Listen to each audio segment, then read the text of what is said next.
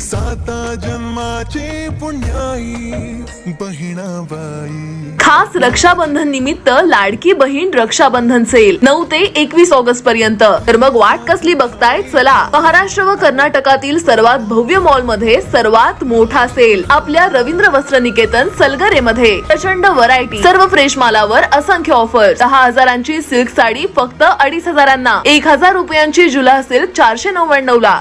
Gents साठी एक shirt वर 2 शर्ट फ्री यासह असंख्य ऑफर्स। ऑफर फक्त 9 ते 21 ऑगस्ट पर्यंत। रवींद्र वस्त्र निकेतन सलगरे व शाखा।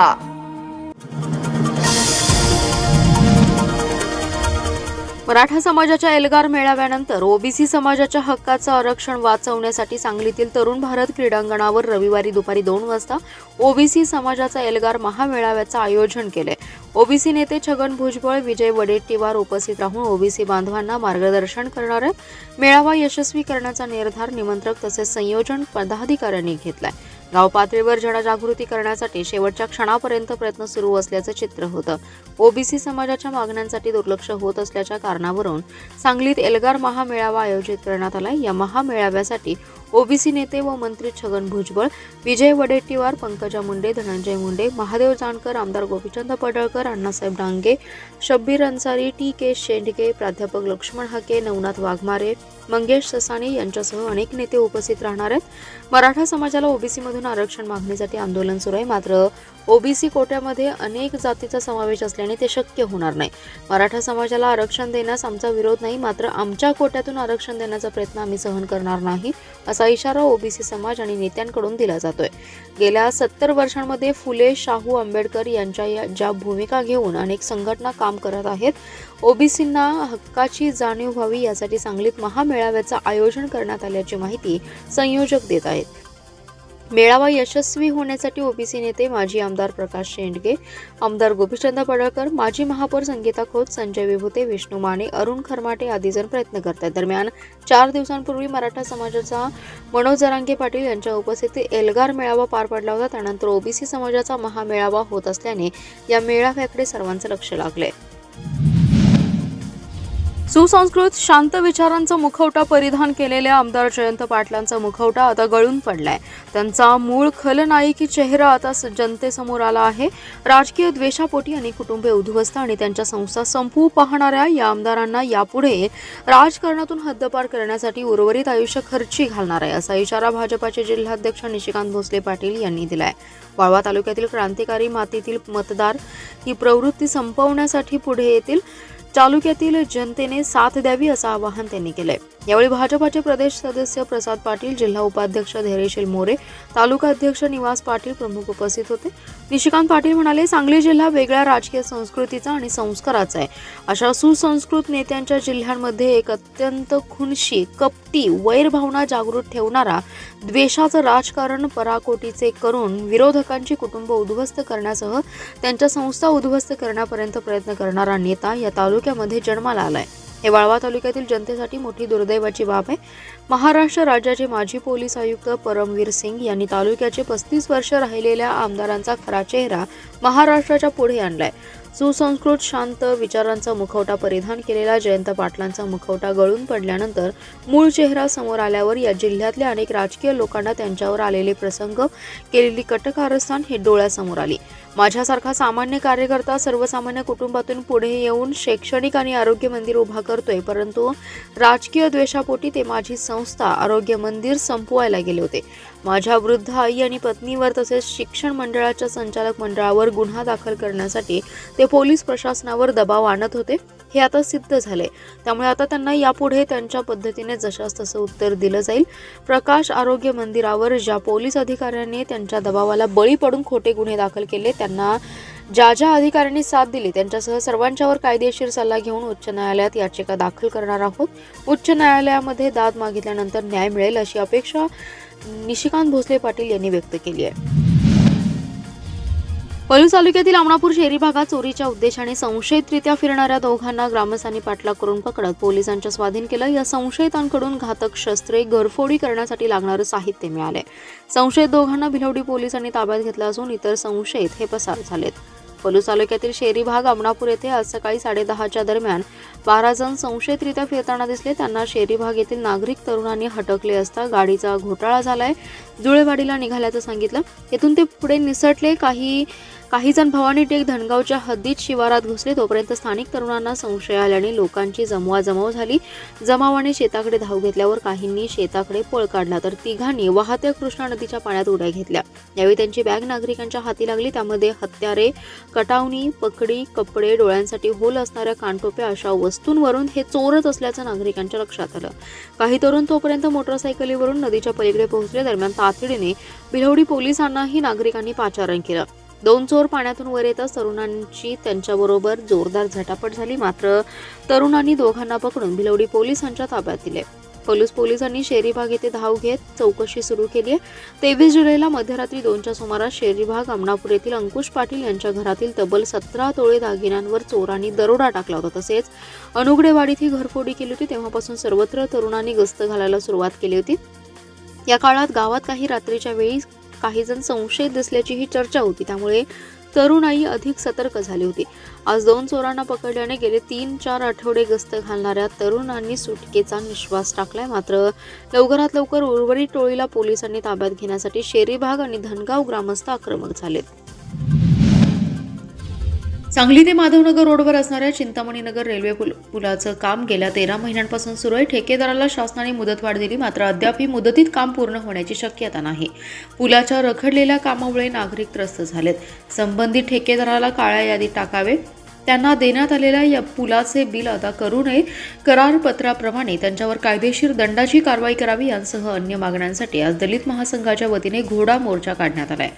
मोर्चाच्या प्रारंभी पुष्पराज चौक येथील अण्णाभाऊ साठे यांच्या पुतळ्याला अभिवादन करण्यात आलं. पुष्पराज चौक ते चिंतामणीनगर रेल्वे पुलापर्यंत घोडा घेऊन मोर्चा काढण्यात आलाय. चिंतामणीनगर येथील रेल्वे उड्डाण पुलाचं काम सुरू होऊन 13 महिने पूर्ण झाले. कॉन्ट्रॅक्टर आणि संबंधित बांधकाम अधिकाऱ्यांनी पूल फेब्रुवारी 2024 रोजी पूर्ण करून देण्याचं लेखी करारपत्र असून सुद्धा पुलाचं काम या ठिकाणी पुढे ढकलण्यात आलं. सदर पुलाहून सांगली बाजारपेठेत येणारे असंख्य नागरिक, विद्यार्थी, शासकीय ऑफिसच्या कार्यालयात येणारे सर्व सामान्य लोकांचं अतोनात हाल झालेला आहे. पर्यायी मार्ग अडचणीतल्या आणि अरुंद भागात असल्याने अनेक अपघात झाले. याला जबाबदार संबंधित ठेकेदार आणि बांधकाम अधिकारी आहेत. त्यामुळे संबंधित ठेकेदाराला काळ्या यादीत टाकावे, पुलाचे काम 15 ऑगस्टपर्यंत मुदतीत पूर्ण करावे, त्यांना देण्यात आलेल्या या पुलाचे बिल अदा करण्यात येऊ नये, करारपत्राप्रमाणे त्यांच्यावर कायदेशीर दंडाची कारवाई करण्यात यावी अशी मागणी आंदोलनाद्वारे करण्यात आली आहे. मोर्चात उत्तम मोहिते, टिपू पटवेगार, वनिता कांबळे, विजय घाटगे, महावीर चंदन शिवे यांच्यासह कार्यकर्ते मोठ्या संख्येने सहभागी होते. सांगली विधानसभा मतदारसंघातील ग्रामीण भागातील गावांसाठी ग्रामविकास निधीतून 6 कोटींची कामे मंजूर करण्यात आली आहेत. ग्रामविकास मंत्रालयाने त्या संदर्भात अध्यादेश जारी केलाय. मतदारसंघातील हरिपूर, बुधगाव, बिसूर, पद्माळे, नांदरे, वाजेगाव, कावजी, खोतवाडी, कर्नाळ, इनाम धामणी आणि अंकली या गावात रस्ते, गटारी आणि सभागृह बांधकामाची कामे केली जाणार आहेत. आमदार गाडगे म्हणाले, मतदारसंघातील ग्रामीण भागामध्ये नागरी सुविधांसाठी राज्य शासनाने निधीची मागणी केली होती. त्यानुसार ग्रामीण विकास आणि पंचायत राज मंत्रालयाने 25-15 योजनेअंतर्गत विविध विकास कामे मंजूर केली आहेत. यासाठी 6 कोटी रुपये खर्च करण्यात येणार आहेत. ग्रामीण भागात नागरी सुविधांसाठी निधी मंजूर झाल्यामुळे ग्रामस्थांमधून समाधान व्यक्त होते.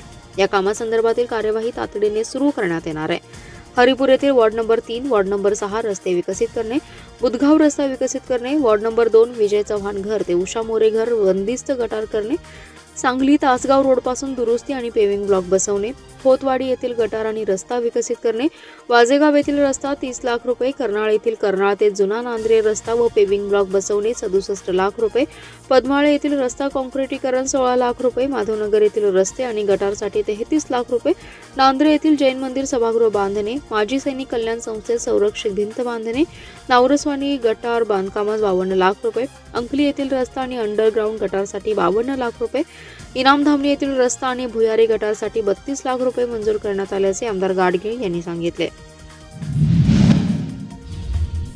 मिरज तालुक्यातील कृष्णा आणि वारणा नदीच्या संगमावर असणाऱ्या नवीन पुलाच्या खाली आज सकाळच्या सुमारास अनोळख्या व्यक्तीचा मृतदेह आढळल्याने खळबळ उडाली आहे. याबाबतची माहिती मिळताच सांगली ग्रामीण पोलीस घटनास्थळी दाखल झाले. पोलिसांनी स्पेशल रेस्क्यू फोर्सच्या आपत्कालीन पथकाच्या सहाय्याने सदरचा मृतदेह बाहेर काढून सांगलीतील शासकीय रुग्णालयात दाखल केलाय. सदरचा मृतदेह हा 50 ते 60 वयोगटातील व्यक्तीचा असून अंगात दुधी शर्ट आणि धोतर आहे. सदरच्या मृतदेहाची ओळख पटवण्याचं काम आता पोलीस करत आहेत. हरिपूर येथील नवीन पुलाजवळ आज सकाळच्या सुमारास काही नागरिकांना एक मृतदेह पाण्यावर तरंगताना निदर्शनास आला. यानंतर सदरची घटना उघडकीस आली. सदरचा मृतदेह ओळखीचा असल्यास सांगली ग्रामीण पोलीस ठाण्याशी संपर्क साधण्याचं आवाहन करण्यात आले. यावेळी स्पेशल रेस्क्यू फोर्सचे कैलास वडार, महेश गव्हाणे, शिवराज टाकळी, सचिन माळी आणि सदाशिव भोसले यांचे पोलिसांनी सहकार्य लाभले. स्वर्गीय हनुमंतराव पाटील हे राजकीय आणि सार्वजनिक जीवनातील दीपस्तंभ होते. त्यांनी वंचित, उपेक्षित, गरजूंना मदत केली असे प्रतिपादन अर्चना थोरात यांनी केले. बोरगाव तालुका वाळवा येथील बोरगाव हायस्कूलमध्ये संस्थेचे दिवंगत सचिव स्वर्गीय हनुमंतराव पाटील स्मृती दिनानिमित्त माता पालक मेळाव्यात सुजाण पालकत्व या विषयावर त्या बोलत होत्या. याप्रसंगी संस्थेचे संचालक अरुण नाईक, माजी उपसरपंच पैलवान विकासराव पाटील, आझाद जमादार, मुख्याध्यापक आणि सर्व पालकांची प्रमुख उपस्थिती होती.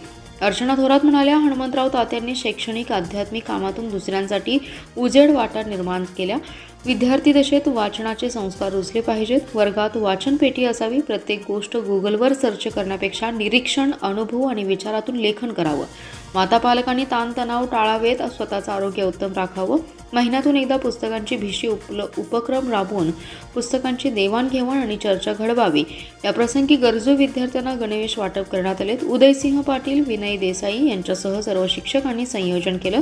सौ उषा सलगर यांनी अतिथी परिचय करून दिला. दत्तात्रय फसाले यांनी सूत्रसंचालन केलं.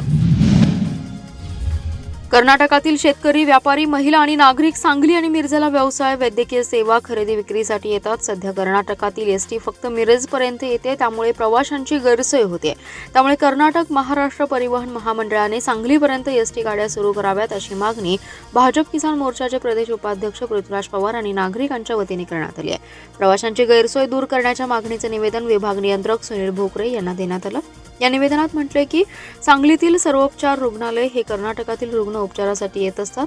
शेतकरी आणि छोटे व्यापारी हे फळ मार्केट आणि मार्केट यार्ड या ठिकाणी शेतीमालाची विक्री करतात. सध्या कर्नाटकातील एसटी मिरजपर्यंत येतात, त्यामुळे कर्नाटकातील प्रवाशांची गैरसोय होते. ही गैरसोय दूर करण्यासाठी कर्नाटक आणि सांगली परिवहन विभागाने समन्वय साधून कर्नाटक एसटी सांगली आगारपर्यंत सुरू करावी अशी मागणी करण्यात आली आहे. विभाग नियंत्रक भोकरे यांनी कर्नाटक परिवहन विभागाशी समन्वय साधून कर्नाटक गाड्या सांगलीपर्यंत येण्याबाबत प्रयत्नशील राहीन असं आश्वासन दिलं.